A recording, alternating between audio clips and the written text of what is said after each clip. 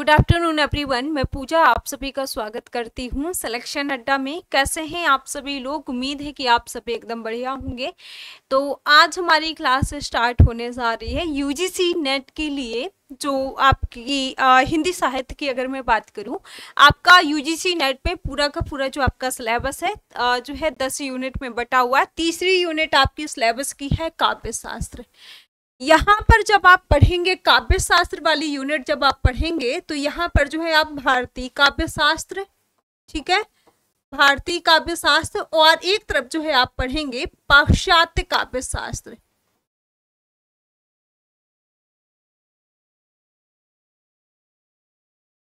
ठीक है, तो यहाँ पर जो आज मैं आप लोगों को पढ़ाने वाली हूँ ना, क्योंकि आप लोगों की जो है डिमांड थी कि तीसरी यूनिट जो है आप लोगों की जो है स्टार्ट करी जाए, तो सबसे पहले काव्य शास्त्र वाली जो हमारी यूनिट स्टार्ट हो रही है, तो इसमें से आपको ये पता होना चाहिए कि आपको क्या क्या पढ़ना है, आखिर आपका सिलेबस क्या है, कौन कौन से टॉपिक आपको इसके अंतर्गत पढ़ना है। तो एक नज़र जो है हम सिलेबस में डाल लेते हैं, आखिर आपको इसके अंतर्गत क्या क्या चीज़ें आपको पढ़नी है आगे आने वाली जो हमारी क्लासेस होगी। देखिए, साहित्य शास्त्र ये जो है आपकी यूनिट है, इसमें आपको सबसे पहले काव्य के लक्षण, जो कि आज की ही क्लास में मैं आपको पढ़ाऊंगी, काव्य हेतु और काव्य प्रयोजन, ये आपको पढ़ना है। साथ ही साथ जो है प्रमुख संप्रदाय और सिद्धांत, क्योंकि प्रमुख संप्रदाय और सिद्धांतों से यहाँ से क्वेश्चन पूछा जाता है। साथ ही साथ जो है इसमें से आप पढ़ेंगे रस, अलंकार, रीति, ध्वनि, वक्रोक्ति और औचित्य, रस निष्पत्ति, साधारणीकरण, शब्द शक्ति, काव्य गुण, काव्य दोष, ये आप जो है यहाँ पर पढ़ेंगे। इसके साथ साथ जैसे मैंने आपको बताया कि इसी में से आप क्या पढ़ेंगे, पाश्चात्य काव्य शास्त्र। पाश्चात्य काव्य शास्त्र में अगर हम बात करें तो प्लेटो के काव्य सिद्धांत, अरस्तु का अनुकरण का सिद्धांत, त्रासदी का सिद्धांत और विरेचन का सिद्धांत, ठीक है। इसके साथ साथ जो है वर्ड्सवर्थ का काव्य भाषा सिद्धांत, कॉलरिज का कल्पना और फैंटेसी, और टी.एस. इलियट का जो है निर्वैयक्तिकता का सिद्धांत, परंपरा की अवधारणाएं। ध्यान देना है, ये आपका जो सिलेबस है ना, अब कई बार यहाँ से क्वेश्चन आपसे ऐसे पूछा जाता है कि अरस्तु जो अनुकरण का सिद्धांत है ये जो है किसका है, ठीक है। तो अनुकरण का सिद्धांत अरस्तु का, त्रासदी विवेचन जो है अरस्तु का, विरेचन का सिद्धांत अरस्तु ने दिया। इसके बाद जो है वर्ड्सवर्थ का काव्य भाषा सिद्धांत, कल्पना और फैंटेसी, टी.एस. इलियट का जो है निर्वैयक्तिकता का सिद्धांत। आप लोगों से कई बार पूछा जाता है कि निर्वैयक्तिकता का सिद्धांत जो है किसने दिया, तो टी.एस. इलियट ने दिया। परंपरा की अवधारणा जो है टी.एस. इलियट ने दिया। इसके बाद जो है आई.ए. रिचर्ड का जो है मूल सिद्धांत, संप्रेषण सिद्धांत और काव्य भाषा सिद्धांत आई.ए. रिचर्ड का, ठीक है। इसके साथ साथ जो है रूसी रूपवाद, नई समीक्षा, मिथक, फंतासी, कल्पना और प्रतीक बिंब, ये सब के सब आपको किस में पढ़ना है, ये पढ़ना है आपको इस साहित्य शास्त्र वाली यूनिट के अंतर्गत आपको पढ़ना है, जिसमें से आप भारतीय काव्य शास्त्र पढ़ेंगे और पाश्चात्य काव्य शास्त्र पढ़ेंगे, ठीक है। अब यहाँ पर जो हमारी क्लास स्टार्ट होगी ना, वो सबसे पहले जो है भारतीय काव्य शास्त्र पर क्लास स्टार्ट होगी। भारतीय काव्य शास्त्र के अंतर्गत क्या क्या चीजें आपको पढ़ना है, ये सबसे पहले आपको पढ़ाया जाएगा। फिर एक एक करके सारी चीजें जो है आपको इस यूनिट के अंतर्गत, इस टॉपिक के अंतर्गत जो है सारी चीजें कवर करी जाएंगी, ठीक है। तो स्टार्ट करते हैं इस क्लास को। और क्लास को स्टार्ट करने से पहले जो है हमें अगर काव्य शास्त्र पढ़ना है तो सबसे पहले हमें जो है इस यूनिट के बारे में, इसके बारे में जो है समझना होगा। देखिए, काव्य शास्त्र की अगर हम बात करें तो कविता को जो है शास्त्रीय नियमों में आबद्ध करके जो है काव्य का सुव्यवस्थित ज्ञानबोध कराना क्या कहलाता है, काव्य शास्त्र कहलाता है। अगर आप काव्य शास्त्र पढ़ रहे हैं तो इसके बारे में पता होना चाहिए, ठीक है। इसके बाद जो है भारतीय काव्य शास्त्र से हमारा मतलब है, अभिप्राय है कि संस्कृत भाषा में प्रयुक्त काव्य शास्त्र, क्योंकि भारत की जिन भाषाओं में जैसे हिंदी, गुजराती, बंगला, मराठी, तो इन भारत की जिन भाषाओं में जो है काव्य शास्त्र का प्रतिपादन किया जाता है, उनमें से संस्कृत काव्य शास्त्र के मूल सिद्धांतों को जो है अपनाया गया है, ऐसा जो है यहाँ पर काव्य शास्त्र के अंतर्गत बताया गया है।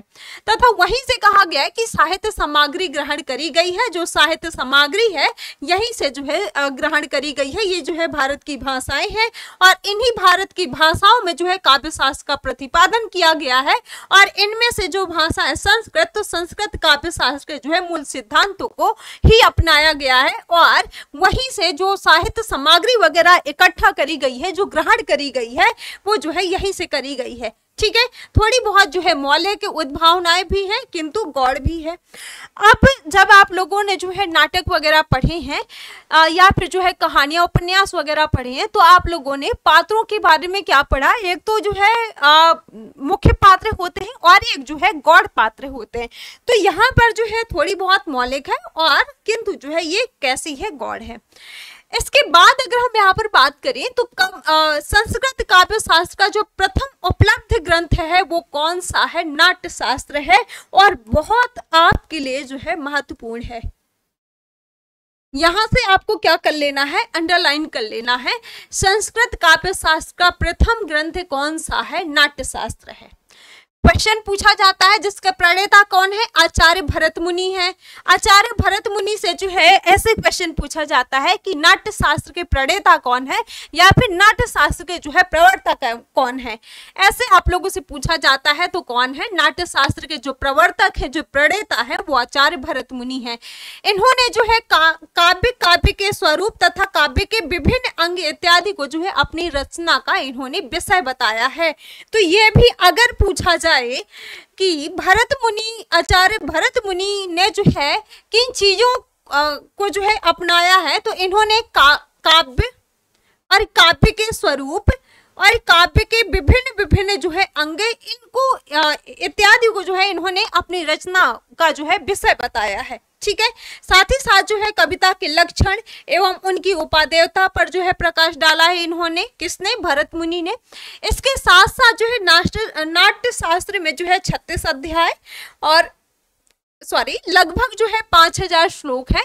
इन्होंने 10 गुण, ध्यान देना है, क्वेश्चन पूछा जाता है, बार बार यही कह रही हूं कि क्वेश्चन यहाँ से पूछा जाता है। ठीक है, तो इन्होंने जो है किन किन चीजों को अपनाया है? तो 10 गुण, 10 दोष और 4 जो है अलंकार। 4 अलंकार आपके कौन कौन से? यमक अलंकार, उपमा अलंकार, रूपक अलंकार और दीपक अलंकार। ठीक है, इन 4 अलंकारों की जो है मीमांसा करी है। अब इतने में से आपको एक बार जो है यहाँ पर मैं आपको बताना चाहूंगी आपके लिए क्या महत्वपूर्ण है। एक तो जो संस्कृत काव्य शास्त्र के जो प्रथम जो ग्रंथ है वो कौन सा है? नाट्य शास्त्र है, जिसके प्रणेता कौन है? आचार्य भरत मुनि है। इन्होंने जो है किसको जो है अपनी रचना का विषय बताया है? तो इन्होंने काव्य के स्वरूप, काव्य के विभिन्न अंगों इत्यादि को जो है अपनी रचनाओं का विषय बताया है। साथ ही साथ जो है इन्होंने कविता के लक्षण और उनकी उपादेयता पर प्रकाश डाला है।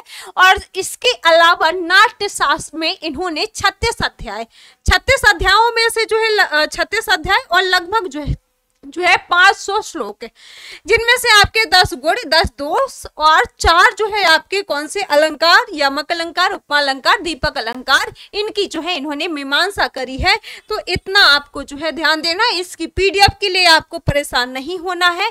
पीडीएफ आपको जो है आज कुछ पीडीएफ मैंने सेंड नहीं करी है वहां पर क्योंकि जो है पीडीएफ के लिए थोड़ा सा मेरे पास टाइम नहीं था। उसे जो है पीपीटी फॉर्म में अगर मैं सेंड करती हूँ तो आप लोगों को जो है वहाँ पर रीड नहीं कर पाते, तो पीडीएफ बना करके जो है मुझे सेंड करना पड़ेगा। तो पीडीएफ आपको जो है इस टॉपिक की मिल जाएगी। इसके बाद जो है नाट्य शास्त्र के 6वें और 7वें अध्याय में रस तथा भाव का वर्णन किया गया है। ध्यान देना है, नाट्य शास्त्र का जो 6वां और 7वां अध्याय है इसमें किसका वर्णन? रस तथा भाव का वर्णन किया गया है। आचार्य भरत मुनि ने जो है 8 रसों को स्वीकार किया है। ये बहुत महत्वपूर्ण है आपके लिए। आचार्य भरत मुनि ने कितने रसों को स्वीकार किया है? ये आपसे पूछा जा सकता है, पूछा जाता है, कई बार पूछा गया है। ठीक है, तो आप लोग कंफ्यूज होते हैं। आचार्य भरत मुनि ने 8 रसों को स्वीकार किया है। ठीक है, और साथ ही साथ जो है इन्होंने शांत रस जो है शांत रस की गणना नहीं करी है, तो शांत रस को जो है इन्होंने नहीं माना है। इस वजह से रसों की संख्या इन्होंने कितनी स्वीकार करी है, 8 स्वीकार करी है।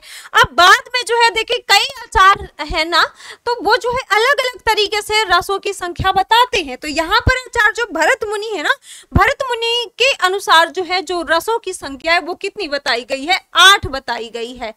लेकिन इसके अलावा बाद में जो है आचार्यों ने 8 रसों के साथ ही शांत रस को भी जो है रस में स्थान दिया है, क्योंकि इन्होंने कई बार ऐसे भी क्वेश्चन पूछा जाता है कि आचार्य भरत मुनि ने जो है कौन से रस को रसों में स्वीकार नहीं किया है। तो जो शांत रस है, शांत रस को आचार्य भरत मुनि ने स्वीकार नहीं किया है, लेकिन बाद के जो आचार्य आते हैं, बाद के आचार्य क्या करते हैं कि ये जो शांत रस है, शांत रस को भी जो है 8 रसों में स्वीकार कर लेते हैं, 8 रसों में जो है शांत रस को भी स्थान दे देते हैं। ठीक है, इसके बाद जो है अगर हम बात करें, इससे क्या कहा जाता है, 9वां रस कहा जाता है। अगर शांत रस भी जोड़ लिया जाएगा तो अब रसों की संख्या कितनी हो जाएगी, 9 हो जाएगी। ठीक है, रस वगैरह आप लोगों को पढ़ाया जाएगा, जब मैं हिंदी व्याकरण पढ़ाऊंगी वहां पर जो है रस वगैरह आपको पढ़ाए जाएंगे।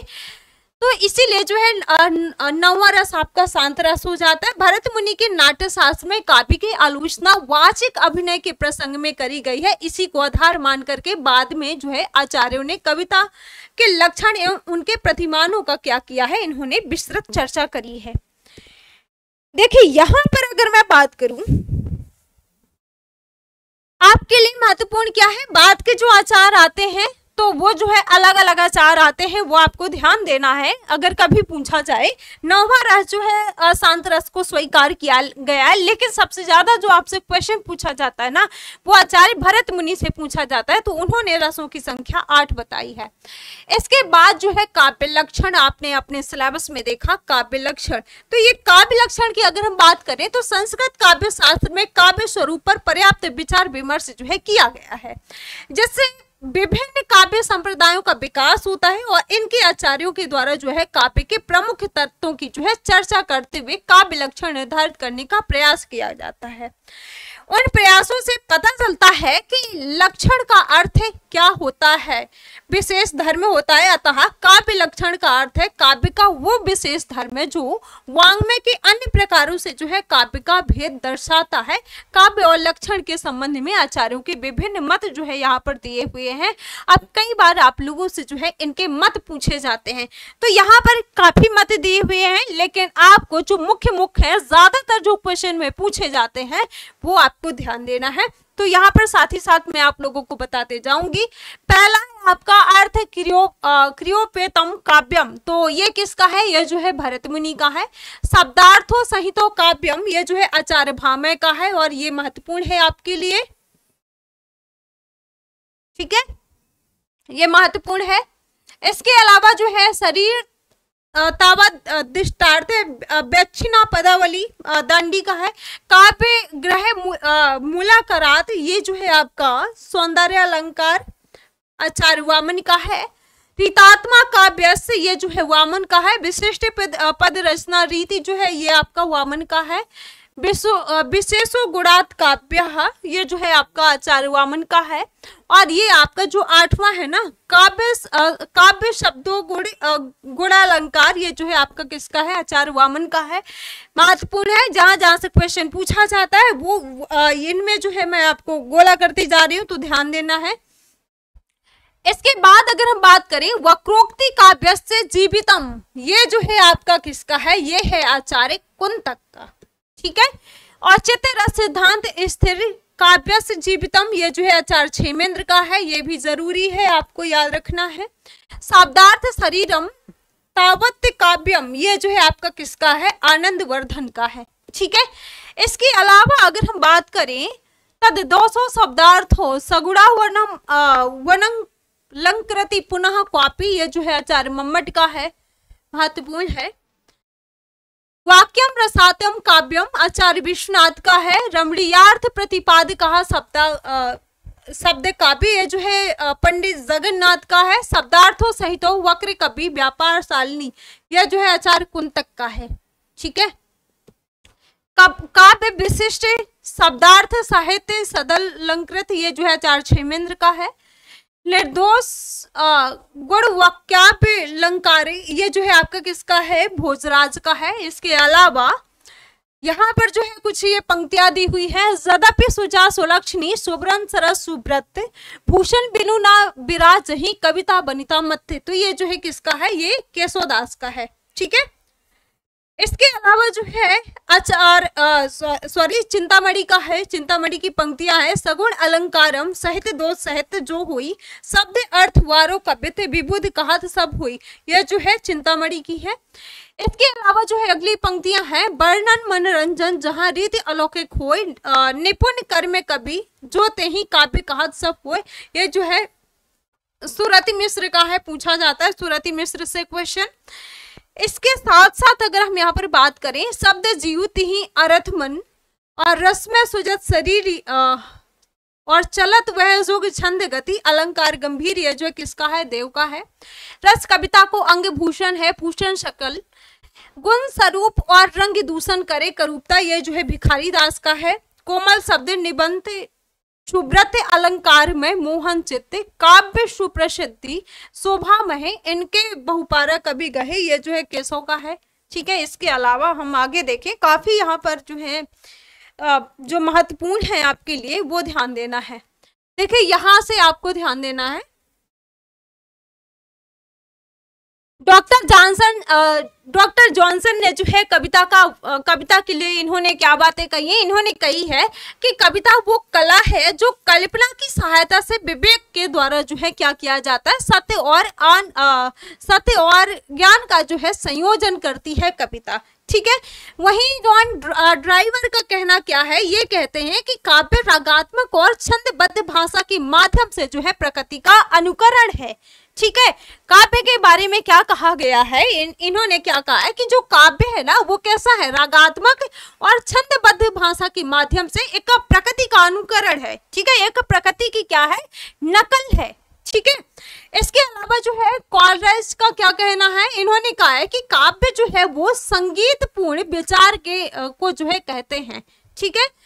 इसके अलावा जो है वर्ड्सवर्थ, इन्होंने क्या कहा है, कहा है कि कविता शांति के क्षणों में स्मरण किए गए प्रबल मनोवेगों का उच्छलन है, ठीक है। ये सभी के सभी यहाँ पर आप लोगों के लिए महत्वपूर्ण है क्योंकि यहाँ से पूछा जाता है, ठीक है। इसके अलावा जो है कॉलरिज का क्या कहना है, ये कहते हैं कि कविता जो है उत्तम क्रमबद्ध के शब्दों को कहते हैं। शैले क्या कहते हैं कि काव्य कल्पना की अभिव्यक्ति है।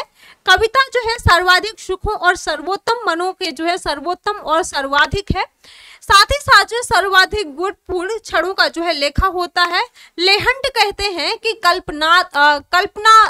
कल्पनात्मक मनोवेग का नाम जो है क्या है, कविता है, ठीक है। ये सभी के बारे में याद रखना है। इसके अलावा जो है एडगर एलन पो कहते हैं कविता के बारे में, क्या कहते हैं कि जो कविता है वो लय के माध्यम से जो है सौंदर्य को सृष्टि है, ठीक है, बिल्कुल बात कहीं ना कहीं सही है।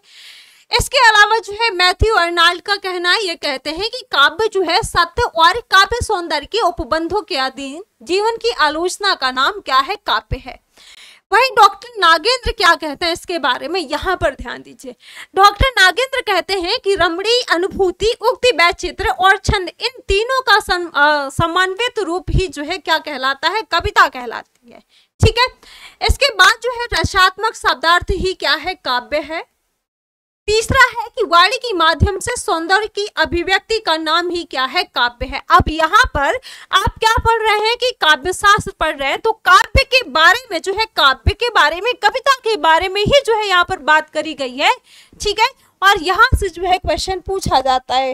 इसके अलावा जो है डॉक्टर नागेंद्र रमणी, अनुभूति, रसात्मक जो है उक्ति, वैचित्र, शब्दार्थ जो है इन्होंने माना है। अब यहाँ पर आप लोग क्या पढ़ते हैं, एक तो दृश्य काव्य पढ़ते हैं, एक जो है आप लोग क्या पढ़ते हैं, गद्य काव्य पढ़ते हैं। पहले भी आप लोगों ने पढ़ा होगा। देखिए दृश्य काव्य का मतलब है जो चीजें जो है हम आंखों से देख करके, ठीक है, और उस काव्य का क्या करें, उस काव्य का जो है हम आनंद लें, ठीक है। जो चीजें हम आंखों से देखें वो क्या है, दृश्य काव्य है। दृश्य का मतलब ही क्या होता है कि देखना, ठीक है। और यहाँ पर दूसरा है आपका गद्य काव्य। दृश्य काव्य देखिए यहाँ पर दृश्य काव्य उसे कहते हैं जिससे अभिनय किया जाता है, ठीक है।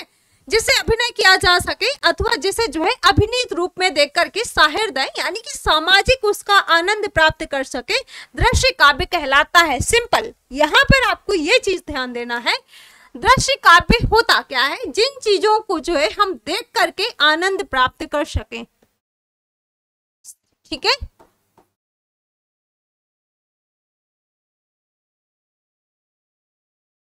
देखकर आनंद प्राप्त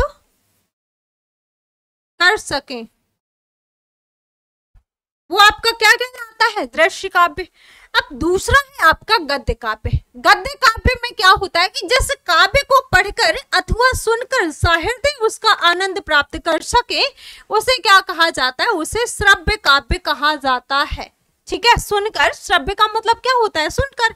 इसमें अभिनय नहीं होता है। श्रव्य काव्य के तीन भेद होते हैं, एक तो कौन सा आपका पद्य यानी कि छंदबद्ध, दूसरा है आपका गद्य छंद रहित, और तीसरा है आपका चंपू जो कि गद्य और पद्यमय काव्य। ठीक है, अब यहाँ पर गद्य और पद्य जो आपका दृश्य काव्य और जो आपका श्रव्य काव्य है या फिर जो आपका गद्य काव्य है, यहाँ पर आपको ये ध्यान देना है, जो आपका दृश्य है, कोई भी चीज जो है देख करके अपने मन में जो है साहिरदय आनंद प्राप्त करना।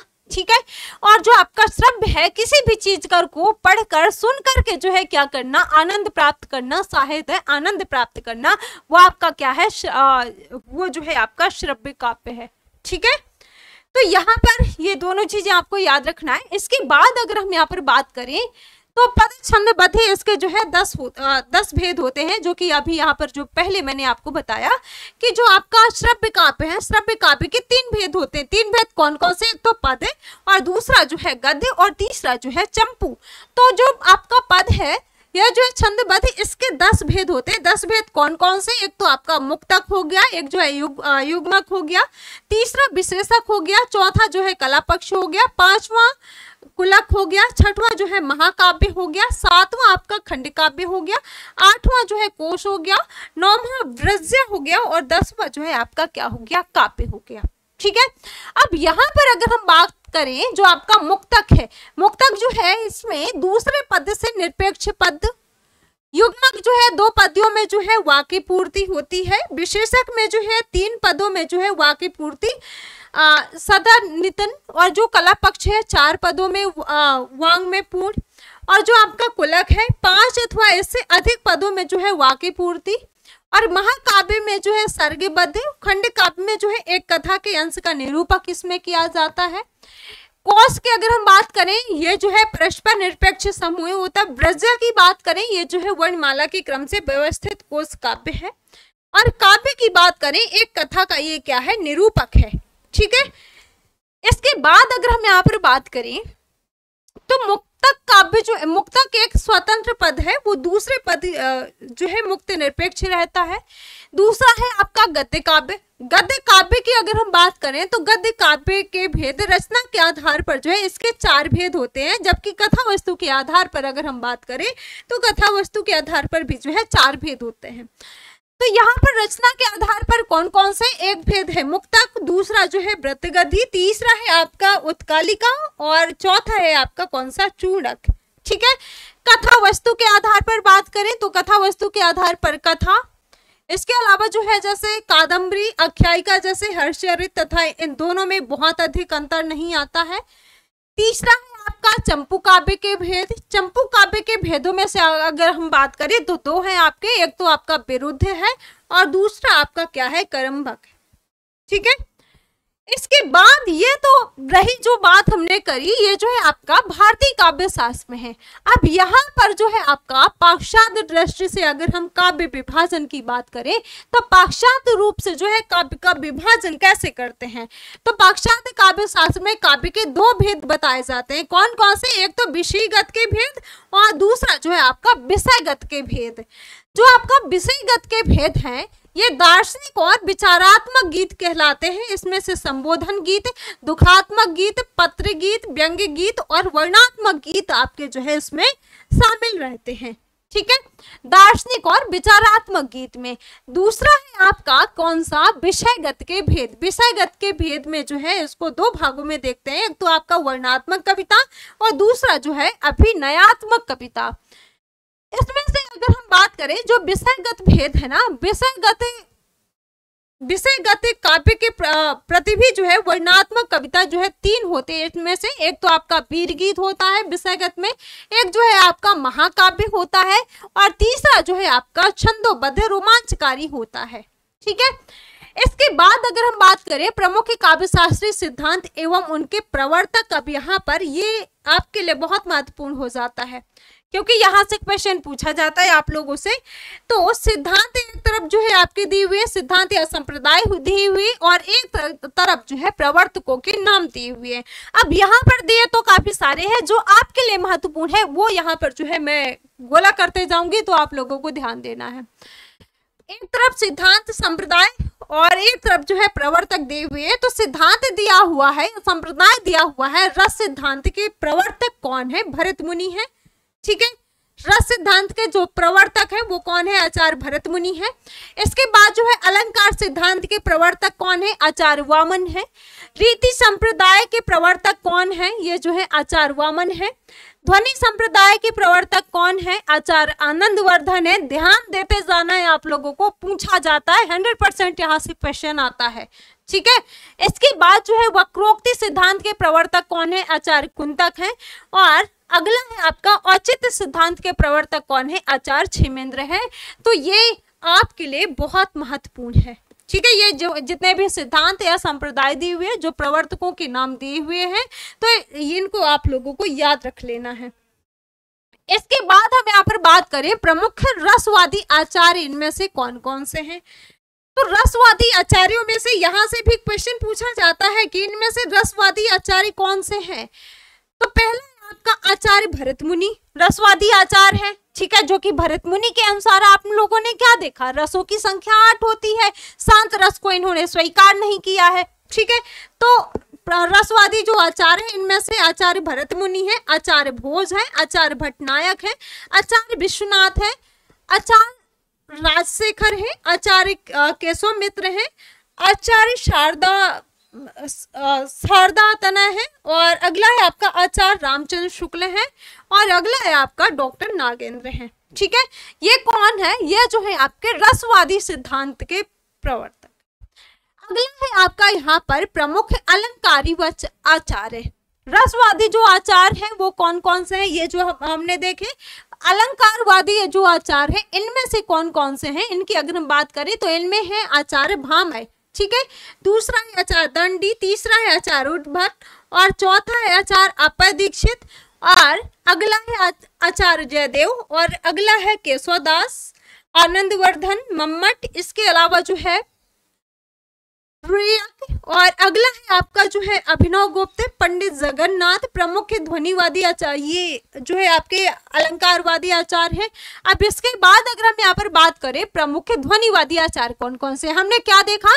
एक तो रसवादी आचार्य देखा, और एक जो है हमने क्या देखा? अलंकारवादी आचार्य देखा। ध्यान देना है आप लोगों को। ठीक है, अलंकारवादी आचार्य। तीसरा यहाँ पर आता है आपका कौन सा? तीसरा है आपका ध्वनिवादी आचार्य। ठीक है, ध्वनिवादी आचार्य। अब ध्वनिवादी आचार्यों में से कौन कौन से? रीतिवादी आचार्य आचार्य वामन, वक्रोक्तिवादी आचार्य कौन? आचार्य कुंतक, औचित्यवादी आचार्य कौन? आचार्य क्षेमेंद्र। ठीक है, इसके बाद यहाँ पर अगर हम बात करें प्रमुख काव्य शास्त्रीय ग्रंथ एवं रचनाकार कौन कौन से हैं, इनमें से यहाँ से क्वेश्चन पूछा जाता है। तो एक तरफ आपके ग्रंथ दिए हुए हैं, क्योंकि कई बार ऐसे क्वेश्चन पूछा जाता है कि इस ग्रंथ के आचार्य कौन है, इस ग्रंथ के रचनाकार कौन है, ऐसे आपसे क्वेश्चन पूछे जाते हैं। तो ग्रंथ एक दिया हुआ है नाट्य शास्त्र। नाट्य शास्त्र के जो रचनाकार हैं, जो आचार्य है, वो कौन है? भरत मुनि है। ठीक है, बहुत महत्वपूर्ण है ये आपके लिए। इसके अलावा जो है काव्य अलंकार के जो ग्रंथ है, इसके जो रचनाकार है वो कौन है? भामह है। काव्य अलंकार श्रुतवृत्ति के जो रचनाकार है वो कौन है? वामन है। अगला है आपका वक्रोक्ति जीवितम के जो रचनाकार है वो कौन है? आचार्य कुंतक है। ठीक है, काव्य अलंकार के जो है आपके रुद्रट है। व्यक्ति विवेक के जो है कौन है? महिम भट्ट है। इसके बाद जो है काव्य प्रकाश के कौन है? आचार्य मम्मट है। साहित्य दर्पण के कौन है? इसके जो है विश्वनाथ है। रस गंगाधर पूछा जाता है आप लोगों से, तो इसके कौन है? जगन्नाथ है। काव्यानुशासन के ये भी पूछा जाता है, तो हेमचंद्र है। ध्वन्यालोक के ये कौन है? इसके कौन है? आनंदवर्धन है। इसके बाद अगर हम यहाँ पर बात करें ध्वन्यालोक लोचन की, अगर हम बात करें कौन है? अभिनव गुप्त है। और काव्य अलंकार का सार संग्रह ये भी पूछा जाता है, तो इसके कौन है? उद्भट है। ठीक है। इसके बाद अगर हम यहाँ पर बात करें काव्य शास्त्रियों का क्रम, अब यहाँ पर काव्य शास्त्रियों का क्रम आप लोगों से कई बार पूछा जाता है, तो इनका क्रम है आपका भरत मुनि। भरत मुनि की अगर हम बात करें ईसा पूर्व की जो है प्रथम शताब्दी। आचार्य भामे की बात करें तो इनका जो है 6वीं शताब्दी। आचार्य दांडी की बात करें तो 7वीं शताब्दी। आचार्य वामन का जो है 8वीं शताब्दी। भट्ट लोलट का जो है 8वीं 9वीं शताब्दी। उद्भट का जो है 9वीं शताब्दी। भट्ट शंकुक का जो है आपका 9वीं शताब्दी है। भट्टनायक का 9वीं 10वीं शताब्दी है। आनंदवर्धन का जो समय है वो क्या है? 10वीं शताब्दी है। राजशेखर का, यहाँ पर शेखर कर लेना है आपको, राजशेखर का क्या है? इनका जो है 10वीं शताब्दी है।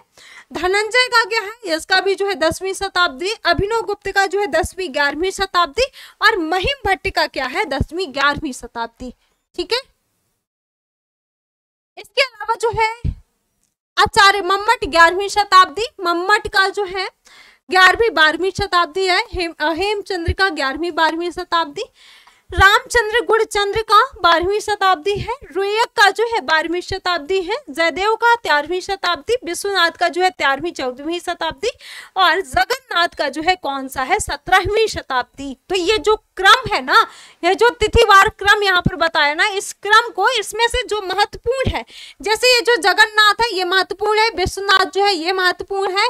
इसके अलावा जो है आचार्य क्षेमेंद्र जो है आपका महत्वपूर्ण है। मम्मट भी महत्वपूर्ण है। हेमचंद्र भी महत्वपूर्ण है।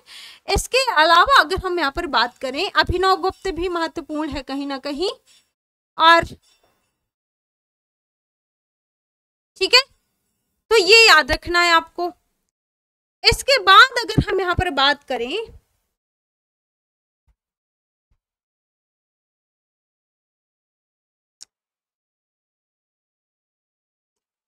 अगला है आपका रस विवेचन संबंधी जो है प्रमुख आधुनिक ग्रंथ कौन कौन से हैं? रस विवेचन के संबंध में आधुनिक ग्रंथ जो है आपके कौन कौन से हैं, यहां से क्वेश्चन पूछा जाता है। तो रसमंजरी जो है, रसमंजरी कई बार पूछा गया है। तो जो रसमंजरी क्या है? ये जो है आपका ग्रंथ है। और जो यहाँ पर जो लेखक है, जो रचनाकार है कौन है? कन्हैयालाल पोद्दार हैं। ठीक है। अगला है आपका नौरस जो कि बाबू गुलाब राय है। काव्य दर्पण जो है पंडित रामदहन मिश्र है। अगला है आपका रसमीमांसा, आचार्य रामचंद्र शुक्ल है। रसमीमांसा से अधिकतर क्वेश्चन पूछा जाता है। और रस सिद्धांत जो कि डॉक्टर नागेंद्र है, ये भी क्वेश्चन पूछा जाता है। ठीक है। काव्य दर्पण से भी क्वेश्चन पूछा जाता है, तो रामदर्श मिश्र यहाँ पर कर लेना है आप लोगों को। ठीक है। इसके अलावा अगर हम यहाँ पर बात करें काव्य प्रयोजन, काव्य प्रयोजन क्या है? अभी हमने क्या देखा? काव्य लक्षण। काव्य प्रयोजन की अगर हम बात करते हैं ना, तो काव्य प्रयोजन से अभिप्राय है कि काव्य रचना के उपरांत उससे प्राप्त फल, जो काव्य रचना के बाद, जो उस रचना को करने के बाद जो प्राप्त फल होता है, जो कि दो प्रकार के व्यक्तियों को जो है मिलता है। एक तो कवि को मिलता है और दूसरा किसको मिलता है? सहृदय को, अर्थात जो है महाकाव्य आदि के जो है पाठक तथा नाटक के जो प्रेक्षक है उसको मिलता है। ठीक है। तो यहाँ पर आपको जो काव्य प्रयोजन है, काव्य प्रयोजन कवि और किसको जो है आपका जो महाकाव्य वगैरह जो करता है उसके पाठक या फिर जो है नाटक का जो प्रेक्षक होता है उसको मिलता है। ठीक है। इसके बाद जो है विभिन्न काव्य प्रयोजनों की बात करें तो पहला यहाँ पर संस्कृत के निम्नोक्त प्रख्यात काव्य प्रयोजनों की गणना करी गई है। इसके साथ साथ जो है आचार्य भरत मुनि काव्य धर्म यश और आयु का जो है साधक, हितकारक, बुद्धि का जो है वर्धक तथा लोकोपदेशक होता है। इसके साथ साथ जो है तीसरा है भामह का कहना है कि उत्तम काव्य की रचना जो है धर्म, अर्थ, काम और मोक्ष रूप जो है चारों पुरुषार्थों तथा समस्त कलाओं में जो है निपुणता को और प्रीति यानी कि आनंद तथा कीर्ति को उत्पन्न करती है। तो ये कौन कहता है? आचार्य भामह कहते हैं। इसके बाद जो है भामह के उपरांत प्राय सभी जो आचार्य हैं, आचार्यों के सम्मुख इसी दिशा में जो है संभवतः इन्हीं का आदर्श रहा है। वहीं वामन और जो भोजराज है, भोजराज की कीर्ति और प्रीति रही है। इसके बाद जो है आपका रुद्रट का क्या कहना है? ये कहते हैं कि उक्त पुरुषार्थ चतुष्टय के अलावा अनर्थ का उपशम, विपत्ति का जो है निवारण, रोग से जो है विमुक्ति तथा अभिमत वर्ग की जो है प्राप्ति। आचार्य कुंतक का क्या कहना है कि चारों पुरुषार्थों के अलावा व्यवहार के औचित्य का ज्ञान जो है, हृदय का अहलवाद तथा अंता जो है चमत्कार। ठीक है, इसके बाद अगर हम यहाँ पर बात करें काव्य हेतु, काव्य हेतु क्या है? देखिए आज हमें क्या देखना है? काव्य लक्षण, काव्य प्रयोजन और तीसरा जो है आपका काव्य हेतु।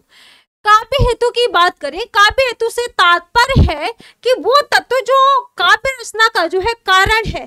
ठीक है, संसार में जो है हमारे साथ अथवा अन्य व्यक्तियों के साथ घटित जो घटनाएं हैं, उन घटनाओं का जो है हमारे मन पर जो प्रभाव पड़ता है उसे हम प्रायः जो है क्या करते हैं? अभिव्यक्त करना चाहते हैं, और इसको जो है यथावत या फिर जो है असाधारण शब्दावली में अभिव्यक्ति या फिर जो है वार्ता कहती है, और कल्पनाश्रित एवं असाधारण शब्दावली में जो है अभिव्यक्ति को क्या कहते हैं? काव्य कहते हैं।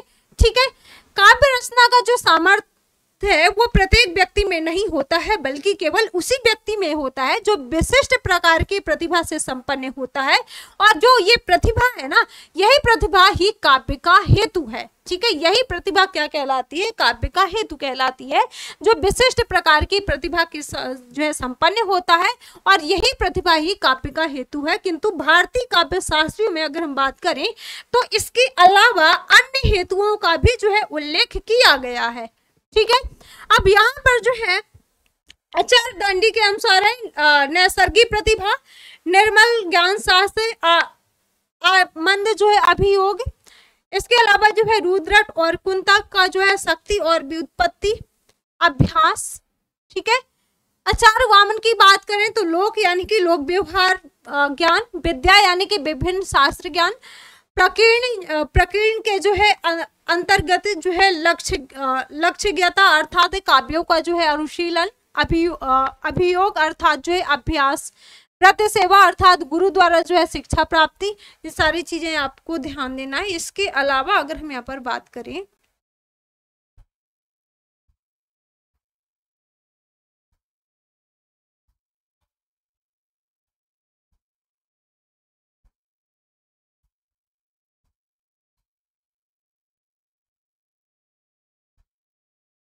व्युत्पत्ति के बारे में, देखें व्युत्पत्ति क्या होता है।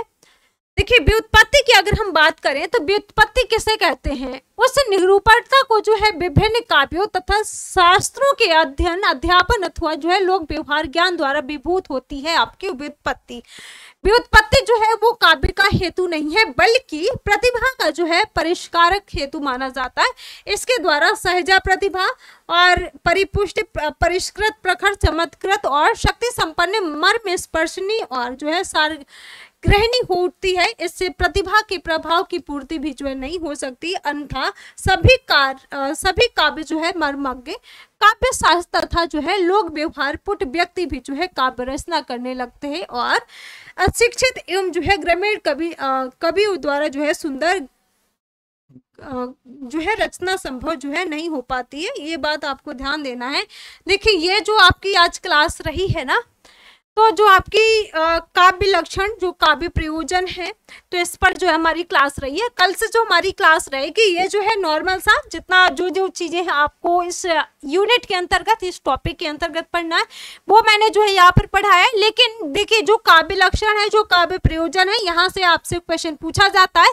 लेकिन इससे ज्यादा जो आचार्यों के बारे में हमने देखा, विभिन्न जो आचार हैं, अलंकारवादी जो आचार कौन कौन से हैं, रसवादी आचार कौन कौन से हैं, इनके बारे में आपको ध्यान देना है। ठीक है, अब जो हमारी क्लास होगी, अगली क्लास में जो है हमारी जो कल क्लास होगी, इसी के आगे की जो चीजें हैं उनको जो है हम जो है इसी जो तीसरी यूनिट है आपके सिलेबस की, इसी में से जो है हम अगली क्लास में डिस्कस करेंगे। ठीक है, तो फिर चलिए सभी को बाय बाय, मिलते हैं आप सभी को अगली क्लास में। Thank you.